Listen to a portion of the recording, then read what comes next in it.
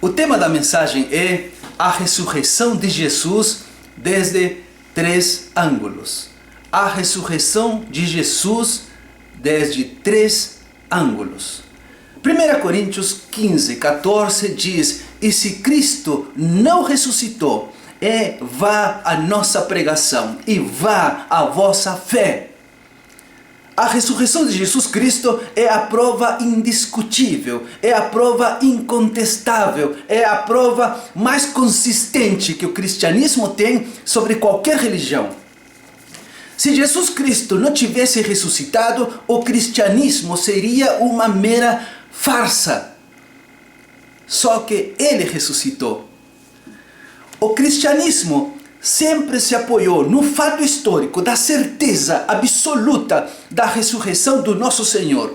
Foi exatamente a mensagem da ressurreição de Jesus Cristo que impulsionou, que empurrou os primeiros cristãos a proclamarem a mensagem do Evangelho transformador. Atos 4,33 diz: com grande poder os apóstolos davam testemunho da ressurreição do Senhor Jesus. E em todos eles havia abundante graça. O tema impulsionador da vida cristã é a ressurreição de Jesus. Permita-me considerar a ressurreição do nosso Senhor desde 3 ângulos, desde 3 perspectivas. Primeiro, Deus e a ressurreição. Segundo, Satanás e a ressurreição. E terceiro, você e a ressurreição. Vamos ao primeiro ângulo, Deus e a ressurreição. É tão fascinante, é tão extraordinário observar nas Sagradas Escrituras que a ressurreição de Jesus Cristo já era tratada desde o Antigo Testamento. Centenas e centenas de anos antes de Jesus, o Messias, nascer, já se falava a seu respeito. E que um dia ele morreria, mas que também ressuscitaria. O salmista Davi, no Salmo capítulo 16, versículo 10, dá como fato a morte do Senhor e profetiza que o corpo dele não sofreria decomposição. O texto diz: pois não deixarás a minha alma na morte, nem permitirás que o teu santo veja corrupção. Interessante que o apóstolo Paulo, ao dar o seu testemunho aos judeus de Antioquia, conforme registra Atos 13, 32 a 37, ele cita a profecia de Davi e diz: nós vos anunciamos o evangelho da promessa feita a nossos pais, como Deus a cumpriu plenamente a nós, seus filhos, ressuscitando a Jesus. E o apóstolo Paulo acrescenta: Deus o ressuscitou dentre os mortos, para que jamais voltasse à corrupção. E ele acrescenta: Davi adormeceu, Davi morreu e viu corrupção. Porém, aquele a quem Deus ressuscitou não viu corrupção. À luz disto, entendemos o que Davi quis dizer quando ele disse: não deixarás a minha alma na morte, nem permitirás que o teu santo veja corrupção. Jó, capítulo 19, versículo 25, apontando para a ressurreição de Jesus, diz: porque eu sei que o meu Redentor vive, e por fim se levantará sobre a terra.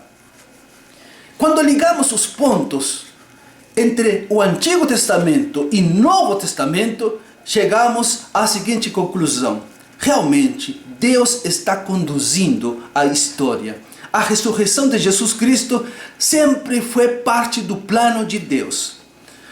Antes do Senhor ser crucificado, Ele próprio falava das coisas que iriam acontecer com Ele. Inclusive, falava da sua ressurreição. Mateus capítulo 16, versículo 21 diz: desde esse tempo começou Jesus a mostrar a seus discípulos que Ele era necessário. lhe era necessário seguir para Jerusalém e sofrer muitas coisas dos anciãos, dos principais sacerdotes e dos escribas, ser morto e ressuscitado no terceiro dia. A ressurreição de Jesus Cristo sempre fez parte do projeto de Deus.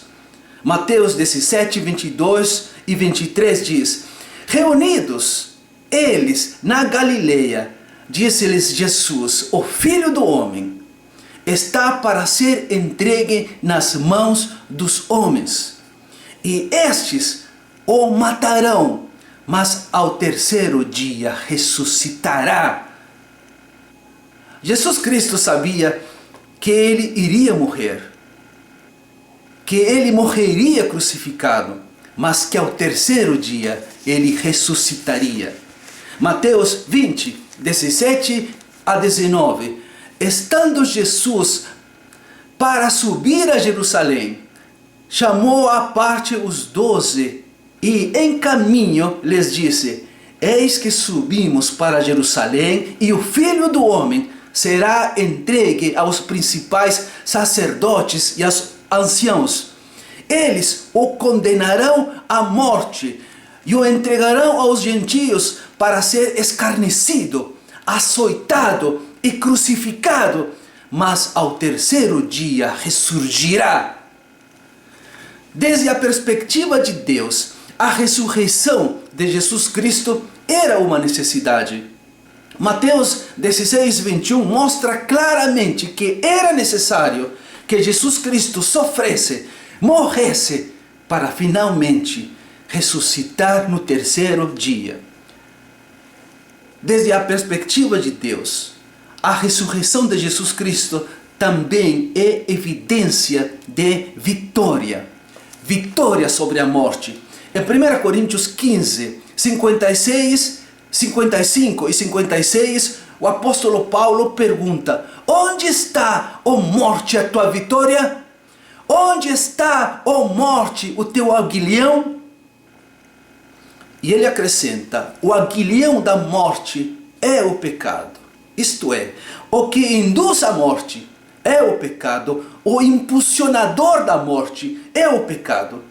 Em 1 Coríntios 15, 17, o apóstolo Paulo diz: se Cristo não ressuscitou, ainda permaneceis nos vossos pecados.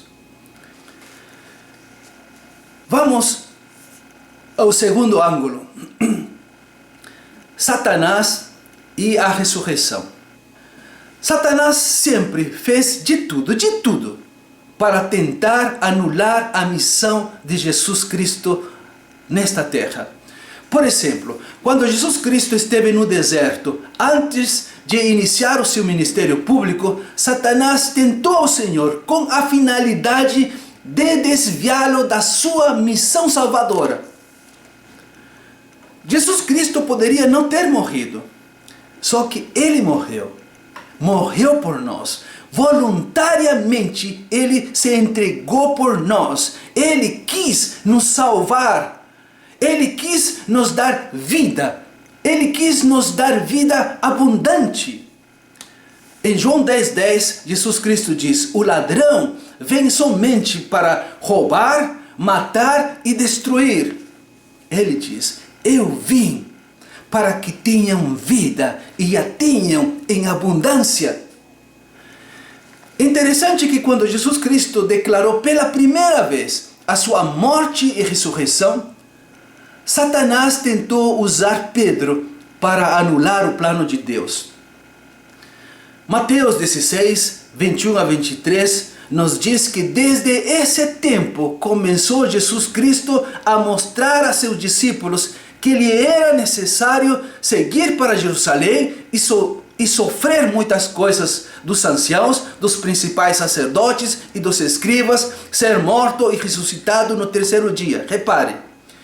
E Pedro, chamando-o à parte, começou a reprová-lo, dizendo: tem compaixão de ti, Senhor, isso de modo algum te acontecerá. Mas Jesus, voltando-se, disse a Pedro: arreda Satanás. Para trás, Satanás. Se afasta, Satanás.